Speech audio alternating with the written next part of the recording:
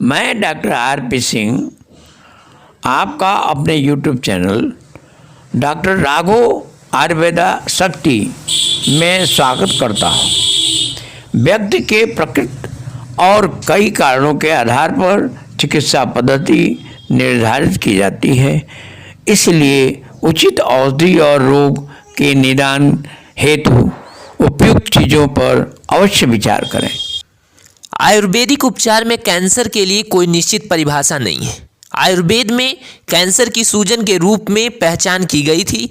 आयुर्वेद के अनुसार यह रोग निरंतर बढ़ता रहता है या अल्सर की तरह शरीर में गहराई से फैला हुआ होता है। आयुर्वेदिक भाषा में इस तरह की सूजन और गांठ को अर्बुद कहते हैं। प्रारंभिक चरण में कैंसर की बीमारी धीमी गति से बढ़ती है और इसमें दर्द भी कम रहता है। आयुर्वेद के अनुसार दोष यानी वात, पित्त और कफ के खराब होने पर कैंसर की उत्पत्ति होती है, जो कि रक्त और ममस धातु पर हानिकारक प्रभाव डालते हैं। रोज अस्वस्थ खाना, मांस, तंबाकू चबाने और धूम्रपान जैसे कई आहार और पर्यावरणीय कारकों की वजह से कैंसर हो सकता है। किसी रसायन और मशीन के दुष्प्रभाव यानी सूरज की रोशनी और रेडिएशन एवं कुछ दवाओं की वजह से कैंसर होने का खतरा रहता है। कार्सिनोजेन और हवा एवं वायु प्रदूषण में रहने की वजह से भी कैंसर हो सकता है। आयुर्वेद में कैंसर के लिए अनेक उपचारों का उल्लेख किया गया है, जिसमें शरीर का डिटॉक्सिफिकेशन और ट्यूमर को शरीर से हटाना शामिल है। आयुर्वेद के इलाज में स्नेहन, स्वेदन जैसे कि तप यानी सिकाई और उपनाह यानी गर्म पुट्टी से लगाना, अग्निकर्म, क्षार कर्म और शस्त्र कर्म शामिल है। कैंसर की ट्यूमर को नियंत्रण करने के लिए पिपली, गुड़ूची, ब्राह्मी, हरिद्रा, अश्वगंधा, मुलेठी आदि जड़ी बूटियों का प्रयोग किया जाता है। कैंसर को नियंत्रित करने के लिए हर्बो मिनरल मिश्रण के कुछ आयुर्वेदिक दवाओं का इस्तेमाल किया जाता है, जिनमें रुद्र रस, त्रिफला, कांचनार, गुगुल और महामजिष्ठादि क्वाथ शामिल है। कोलोरेक्टल कैंसर पर हल्दी के प्रभाव की जांच के लिए एक अध्ययन किया गया था। आपको बता दें कि दुनिया भर में कैंसर के कारण होने वाली मृत्यु में कोलोरेक्टल कैंसर दूसरी सबसे बड़ी वजह है। अध्ययन में बताया गया कि प्रारंभिक चरण में कीमोथेरेपी के साथ या उसके बिना कोलोरेक्टल कैंसर को सर्जरी से निकालने के अलावा इसका कोई प्रभावी उपचार नहीं है। हल्दी के सक्रिय रासायनिक घटकों में से एक जीरा भी है और पूर्व में बहुत हुए अधिकतर चिकित्सीय अध्ययनों में कैंसर को नियंत्रित करने में इसे उपयोगी पाया गया है। इस अध्ययन में कोलोरेक्टल कैंसर से ग्रस्त 15 प्रतिभागियों को शामिल किया गया था और इन पर हल्दी के प्रभाव की जांच की गई थी। अन्य चिकित्साओं जैसे कि कीमोथेरेपी के साथ कैंसर को नियंत्रित करने में हल्दी को प्रभावी और सुरक्षित पाया गया है। अन्य अध्ययनों में असाध्य, अग्नाशय के कैंसर, स्तन cancer, multiple myeloma, prostate cancer, फेफड़े के कैंसर और कैंसर के घावों से पीड़ित प्रतिभागियों में जीरे को प्रभावकारी सुरक्षित पाया गया। इससे पता चलता है कि कैंसर को नियंत्रित करने में हल्दी काफ़ी हद तक प्रभावी होती है। दुनिया भर में मृत्यु के सबसे बड़े कारणों में से एक अर्बुद यानी कैंसर है। इस बीमारी में शरीर में कहीं भी अनचाही और अनियंत्रित कोशिकाओं का विकास होने लगता है। ये कोशिकाएं शरीर में काफ़ी गहराई में जाकर विकसित होती हैं और शुरुआती चरण में इनमें दर्द या मवाद नहीं होता। हालांकि औषधि के क्षेत्र में अभूतपूर्व विकास हुआ है, लेकिन फिर भी वर्तमान की चिकित्साओं में कुछ महत्वपूर्ण खामियां मौजूद हैं। इसमें सुधार करने की ज़रूरत है। इसके अलावा कैंसर के उपलब्ध उपचार के विकल्पों जैसे कि कीमोथेरेपी के कई दुष्प्रभाव भी होते हैं। आयुर्वेद के अनुसार कारक दोष और उत्तक के आधार पर कैंसर को वर्गीकृत किया जा सकता है। आयुर्वेद में निम्न तरीके के कैंसर के वर्गीकरण है, जिसमें पहला है वात, पित्त और कफ के असंतुलन के कारण वातज, पित्तज और कफज अर्बुद होता है। इसके अलावा त्रिदोषज एक मिश्रित प्रकार का ट्यूमर है जो शरीर के किसी भी हिस्से में हो सकता है। प्रभावी धातु के आधार पर कैंसर के 3 प्रकार हो सकते हैं: रक्तज अर्बुद, ममसाज अर्बुद और मेदोष अर्बुद। कैंसर की जगह और अंग जैसे कि कान, आंख, नाक आदि के आधार पर भी इसे वर्गीकृत किया गया है। कैंसर की बीमारी साध्य है या असाध्य, यह रोग के लक्षण के आधार पर बताया जा सकता है। इसके बाद ट्यूमर्स को घातक या सौम्य ट्यूमर्स के रूप में वर्गीकृत किया गया है। सौम्य ट्यूमर कम हानिकारक होते हैं, हालांकि इसके तुरंत इलाज की जरूरत होती है, वहीं घातक ट्यूमर से जान को खतरा हो सकता है। कैंसर के आयुर्वेदिक इलाज में पहला है स्नेहन। ये एक डिटॉक्सिफिकेशन विधि है जिसमें गर्म औषधीय तेल को पूरे शरीर या किसी विशिष्ट बिंदु पर लगाया जाता है। तेल त्वचा और रक्त में जाकर इन्हें शिथिल करता है और उनमें फंसे विषाक्त पदार्थों का बाहर निकलना होता है। इस तरह कैंसर को नियंत्रित करने में मदद मिलती है। इस प्रक्रिया के परिणाम स्वरूप गहन ऊतकों से विषाक्त जठरांत्र मार्ग की ओर आने लगते हैं। अम्मा पाचन मार्ग में प्रवेश करती है, इसलिए तेल यहाँ के ऊतकों को चिकना और नुकसान से बचाता है। तेल में विभिन्न जड़ी बूटियों को मिलाया जाता है जो शरीर के स्नेहन तेल को निकालने में मदद करती हैं और इसे जमने से रोकती हैं। विभिन्न तेलों का इस्तेमाल इस प्रक्रिया में किया जाता है, लेकिन जिस दोष के कारण रोग हुआ है उसी के आधार पर तेलों का चयन किया जाता है। आमतौर पर यह 3 से 7 दिन की चिकित्सा होती है। आयुर्वेद के अनुसार बहुत कमजोर या मजबूत पाचन वाले व्यक्ति को इस चिकित्सा की सलाह नहीं दी जाती है। दस्त या उल्टी से ग्रस्त व्यक्ति को भी ये चिकित्सा नहीं दी जाती। अगला है विरेचन कर्म। इस प्रक्रिया में विभिन्न जड़ी बूटी जैसे कि सेन्ना और रुबर का प्रयोग कर मल त्याग के जरिए शरीर की सफाई की जाती है। इससे शरीर से मल साफ होता है और अमा बाहर निकल जाती है। पित्ताशय, लीवर और छोटी आंत में अत्यधिक पित्त को विरेचन द्वारा निकाला जाता है। कफ दोष को नियंत्रित करने में भी इसका इस्तेमाल किया जाता है, जो कि अत्यधिक पित्त, वसा और बलगम के रूप में शरीर में मौजूद होते हैं। विरेचन चिकित्सा के कारण शरीर में पोषक तत्वों की कमी हो जाती है, इसलिए इन्हें वापस पाने के लिए विरेचन के साथ चावल और दाल के साथ हल्का भोजन करने की सलाह दी जाती है। वात दोष की स्थिति में ऐसा करने की सलाह नहीं दी जाती, क्योंकि इसमें पाचन अग्नि कमजोर हो जाती है। मलद्वार से अल्सर, गर्भावस्था और कमजोर एवं दुर्बल व्यक्ति को भी यह चिकित्सा नहीं देनी चाहिए। अगला है बस्ती कर्म। बस्ती एक आयुर्वेदिक एनीमा चिकित्सा है। ये पश्चिमी एनीमा की तरह नहीं होती, जो कि सिर्फ मलद्वार और छोटी आंत यानी कोलोन के अंतिम भाग को साफ करती है। बस्ती कर्म संपूर्ण छोटी आंत, मलद्वार और गुदा का उपचार करती है। ये न सिर्फ शरीर से मल को साफ करती है बल्कि अमा को भी बाहर निकालती है और कई प्रकार के विकारों जैसे कि गंभीर कब्ज, कैंसर, गठिया, आर्थियोपोरोसिस, अल्जाइमर रोग और मिर्गी को नियंत्रित करने में मदद करती है। शिशु या दस्त, कोलेन कैंसर, मलद्वार में ब्लीडिंग और पोलिप से ग्रस्त व्यक्ति पर बस्ती कर्म का प्रयोग नहीं करना चाहिए।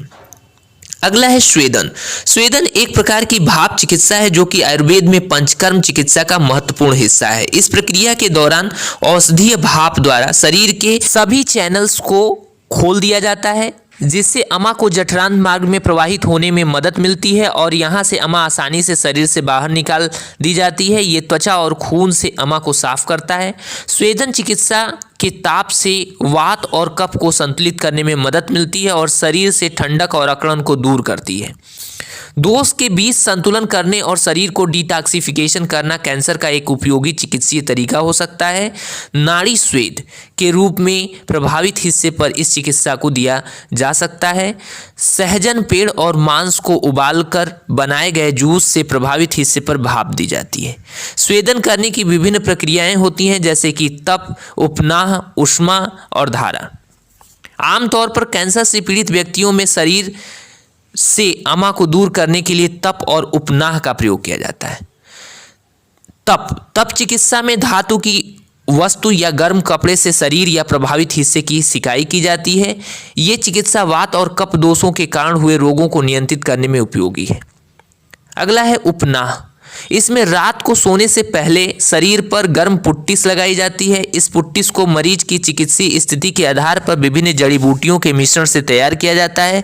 पुट्टिस लगाने के बाद ऊन या रेशम का तेल लगा गर्म कपड़ा शरीर पर बांध दिया जाता है।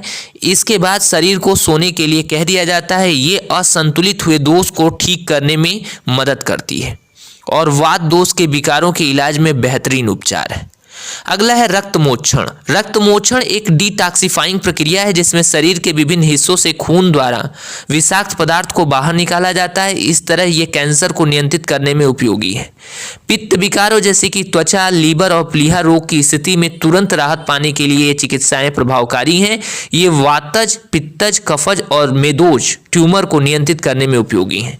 जिस दोष के कारण रोग हुआ है उसके आधार पर रक्त मोक्षण प्रक्रियाओं के लिए गाय के सींग, गैर जहरीली जोक्स और लौकी का इस्तेमाल किया जाता है। मेदोज ट्यूमर्स पर चीरा लगाने के बाद रक्त मोक्षण किया जाता है। अगला है अग्निकर्म और क्षार कर्म। अग्निकर्म में ट्यूमर्स वाले मांस को गर्म उपकरण से जलाया जाता है, जबकि क्षार कर्म में ज्वलनशील पदार्थ से ट्यूमर के मांस को जलाया और बांधा जाता है। इन चिकित्साओं का प्रयोग अकेले या सर्जरी चिकित्सा के आधार पर कर सकते हैं। ये कफज ट्यूमर, मेदोज ट्यूमर और अन्य औषधीय उपचारों से ठीक न हो पाने वाले ट्यूमर्स को नियंत्रित करने में उपयोगी है। सर्जिकल प्रक्रिया से पूरे ट्यूमर्स को निकालना मुश्किल हो सकता है। आमतौर पर सर्जरी के बाद अग्निकर्म और क्षार कर्म की सलाह दी जाती है। अगला है शस्त्र कर्म। अगर किसी औषधीय चिकित्सा पर ट्यूमर प्रतिक्रिया नहीं दे रहा है तो इसे सर्जरी द्वारा निकाला जाता है। इस प्रक्रिया में पूरे ट्यूमर्स को बाहर निकाला जाता है जो कि इसे दोबारा होने से रोकेगा। सर्जिकल उपचार में छेदन यानी काटन या लेखन काटने के साथ खुरचन किया जाता है। सर्जिकल उपचार के दौरान आयरन, जिंक, तांबा और सीसा से बनी टूनिकेट के इस्तेमाल से कैंसर को अन्य अंगों में फैलने से रोका जाता है। इसके बाद ट्यूमर की गहराई और विस्तार के आधार पर मांस को अग्निकर्म या क्षार कर्म द्वारा नष्ट किया जाता है। कैंसर की आयुर्वेदिक जड़ी बूटियों में पहला है पिपली। ये श्वसन, पाचन और प्रजनन प्रणाली पर कार्य करती है। इसमें दर्द निवारक, परजीवी रोधी, वायुनाशी और कफ निस्सारक गुण मौजूद होते हैं। पिपली कई रोगों जैसे कि जुखाम, खांसी, दम्मा, गठिया और सियाटिका को नियंत्रित करने में उपयोगी है। ये शरीर से अमा को साफ करती है और प्रतिरक्षा कार्य को बढ़ाती है। इस तरह कैंसर को नियंत्रित करने में मदद मिलती है। इसके कारण पित्त दोष बढ़ सकता है, इसलिए इसका इस्तेमाल सावधानीपूर्वक करना चाहिए। अगला है गुड़ूची यानी गिलोय। गुड़ूची परिसंचरण और पाचन तंत्र पर कार्य करती है और पित्त दोष को नियंत्रित करने में इसके कई चिकित्सीय प्रभाव होते हैं। इम्यून डिफिशियंसी सिंड्रोम, कफ के कारण पीलिया, त्वचा रोग, मलेरिया और तेज बुखार और कैंसर को नियंत्रित करने के लिए इसका प्रयोग किया जाता है। ये कीमोथेरेपी से पहले और बाद में शारीरिक शक्ति बढ़ाने में मदद करती है। अगला है ब्राह्मी। ब्राह्मी परिसंचरण, पाचन, श्वसन तंत्रिका, प्रजनन और उत्सर्जन प्रणाली पर कार्य करती है। ये मस्तिष्क की कोशिकाओं और नसों को ऊर्जा देने के लिए उत्तम मानी जाती है। प्रतिरक्षा तंत्र के कार्य में सुधार लाने के लिए जानी जाती है। ब्राह्मी से बार बार पेशाब आता है जिससे शरीर से अमा को बाहर निकालने में मदद मिलती है। कैंसर को नियंत्रित करने में ये गुण मदद कर सकते हैं। इसके अलावा सोराइसिस और संधिवात जैसे रोगों के इलाज में भी इसका प्रयोग किया जा सकता है। अगला है हरिद्रा यानी हल्दी। हरिद्रा परिसंचरण, पाचन, श्वसन और मूत्र प्रणाली पर कार्य करती है। इसमें जीवाणु रोधी, वायुनाशी और कृमिनाशक गुण होते हैं। घाव भरने, रक्त साफ करने के लिए इसका प्रयोग किया जाता है। ये खून बनाने में भी मदद करती है। इस वजह से इसे कैंसर में उपयोगी माना गया है। कैंसर को नियंत्रित करने के अलावा हेपेटाइटिस, त्वचा रोग, मूत्र संबंधी रोगों और गंभीर ब्रोंकाइल अस्थमा के इलाज में इसका उपयोग कर सकते हैं। अगला है अश्वगंधा। अश्वगंधा तंत्रिका, प्रजनन, श्वसन प्रणाली पर कार्य करती है। ऊर्जादायक और प्रतिरक्षा बढ़ाने वाली जड़ी बूटियों में सबसे ज्यादा असरकारी है। आयुर्वेद में इसे दिमाग के लिए टॉनिक बताया गया है। अश्वगंधा के ये गुण इसके कैंसर को नियंत्रित करने वाले प्रभाव को और ज्यादा बेहतर बनाने में लाभदायी है। ऊर्जादायक जड़ी बूटी होने के कारण कीमोथेरेपी के बाद और पहले शरीर को शक्ति प्रदान करने के लिए विशेष रूप से अश्वगंधा का प्रयोग किया जाता है। इसके अलावा ये एड्स, यादाश्त में कमी, त्वचा रोग, अल्सर और रोमेटिक सूजन के इलाज में भी उपयोगी है। अगला है यष्टि मधु। यष्टि मधु पाचन तंत्रिका, उत्सर्जन, श्वसन और प्रजनन प्रणाली पर कार्य करती है। इसमें वमनकारी, कफ निस्सारक, रेचक, शामक और शक्ति या शांतिदायक गुण मौजूद होते हैं। ये खून को साफ और मस्तिष्क को पोषण देती है। कैंसर, लेरेंजाइटिस, सूजन, गले में खराश और अल्सर को नियंत्रित करने में उपयोगी है। कैंसर के लिए आयुर्वेदिक मिश्रित औषधियों में पहला है महामंजिष्ठादिक्वाथ। महामंजिष्ठादिक्वाथ में मंजिष्ठा, मरोड़ फली, कुटज, गुड़ची, सुंठी, कंटकारी, वच, हरिद्रा, पिपली और कुटकी मौजूद हैं। ये एक्जिमा और कुष्ठ रोगों को नियंत्रित करने में मदद करती है। इस क्वाथ में मौजूद अनेक सामग्रियां अपने इम्यूनो मॉड्यूलेटरी यानी इम्यून सिस्टम के कार्य में सुधार करने वाले रासायनिक, यौगिक और ऊर्जादायक गुणों के कारण कैंसर को नियंत्रित करने में प्रभावी है। अगला है त्रिफला। इसमें 3 फल आमलकी, हरितकी और विविधकी होते हैं। इस मिश्रण में ऊर्जादायक, जीवाणुरोधी, फंगल रोधी और मलेरिया रोधी गुण पाए जाते हैं। त्रिफला शरीर में पोषण तत्वों के अवशोषण को बेहतर और चयापचय में सुधार करने में मदद करती है। इसके अर्बुद रोधक यानी ट्यूमर को बढ़ने से रोकने, कीमो और रेडियो सुरक्षात्मक प्रभाव होते हैं, इसलिए कैंसर के इलाज में उपयोगी है और कीमोथेरेपी तथा रेडियोथेरेपी में सहायता करने के लिए भी इसे जाना जाता है। अगला है कंचनार गुगुल। इसमें कंचनार की छाल, त्रिफला, त्रिकटु, वरुण की छाल, दालचीनी, एला, तमालपत्र और गुगुल है। त्रिफला कैंसर को नियंत्रित करने के लिए इस्तेमाल की जाने वाली दवाइयों में से एक है और इस मिश्रण में मौजूद अन्य सामग्रियों में भी कैंसर रोधी गुण पाए जाते हैं। इस तरह कंचनार गुगुल कैंसर की बीमारी में असरकारी होता है। इसके अलावा ये गंडमाला रोग को नियंत्रित करने के लिए भी इस्तेमाल किया जाता है। अगला है रुद्र रस। इसे अर्बुदहारा रस भी कहा जाता है और इसमें विभिन्न चीज़ों जैसे कि पान के पत्ते, पुनर्वा, गौमूत्र, पिपली और चौलाई के काढ़े के साथ पारा और सल्फर पाउडर मौजूद होते हैं। ये सभी प्रकार के कैंसर को नियंत्रित करने में उपयोगी है। आयुर्वेद के अनुसार कैंसर होने पर क्या करें और क्या ना करें। आप अपने आहार में शाकाहारी भोजन और खूब सारे फलों को शामिल करें। सकारात्मक वातावरण में रहने का प्रयास करें। मानसिक रूप से शांत रहें। क्या नहीं करना चाहिए में संसाधित खाद्य पदार्थ न खाएं। अपने भोजन में मांस न लें। गंदा और प्रदूषित पानी न पिएं। प्रदूषित वातावरण में रहने से बचें।